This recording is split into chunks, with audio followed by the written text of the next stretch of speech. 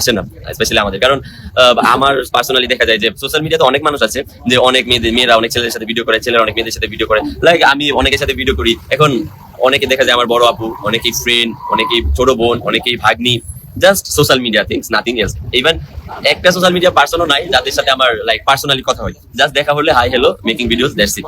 এখন সবাই যা খুশি তা বানায় দেন কারোর সাথে দেখা হলে বা কারোর সাথে ভিডিও করলে, এই সেই ব্যাপারগুলো এরকম না। সবারই পার্সোনাল লাইফ আছে, সবাই। এবার বাপ্পি লাইভে এসে সব কিছুই ক্লিয়ার করলেন। মিথিলা যে আখির নামে আর বাপ্পির নামে যা মিথ্যা নাটক বলেছিল সবটাই যেন ফাঁস করে দিলেন। আর সব স্ক্রিনশট শেয়ার করলেন আখি। বললেন বাপ্পির সাথে আমার কোনো প্রকার কোনো ধরনের রিলেশন ছিল না কখনোই। আমরা ফ্রেন্ডস হিসাবে ভিডিও বানাতাম। আর 15 লাখ টাকার কথা বলেছিল কিন্তু মিথিলা।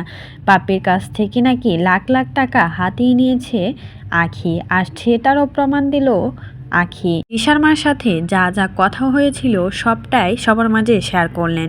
বললেন আমি কারোর কাছ থেকে কোনো প্রকার টাকা বা কোনো কিছুই নিইনি। আর দিশার মাও স্পষ্ট ভাষায় জানিয়ে দিয়েছে আখি কোনো টাকা পয়সা বা 15 লাখ টাকা কোনো কিছুই নেয় না ওদের কাছ থেকে, হাতিও নেয়নি। যা বলেছে মিথ্যা। আর মিথিলার সব কিছুই নাকি বানানো নাটক। মিথিলার ইউটিউব চ্যানেলও তারা নেয়নি। সব কিছুই নাকি মিথ্যা বলছে মিথিলা।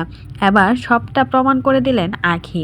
আখি আরও বললেন আমার নামে এতদিন যা গুজব ছড়িয়েছে সব কিছুই মিথ্যা।